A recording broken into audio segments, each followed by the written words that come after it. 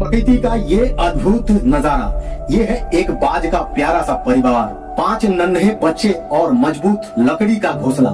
इंसान ने बनाया है, लेकिन उसमें बाजों का पूरा संसार बस गया। माँ बाप दोनों मिलकर बच्चों का खाना लाते हैं, प्यार से पालते हैं, लेकिन तभी आता है एक काला कौवा। उसकी नजर है इस घर पर, हर दिन हमला करता है, बच्चों को गिराने की कोशिश करते हैं। कितना निर्दयी नजारा है दोस्तों। लेकिन कहते हैं ना, सब्र का भी एक सीमा होती है। और एक दिन माँ बाप बाज मिलकर उस कौवे को ऐसा सबक सिखाया, वो फिर कभी इधर आने की हिम्मत नहीं कर पाया। इंसान हो या पंछी, अपने बच्चों के लिए शेर बन जाता है।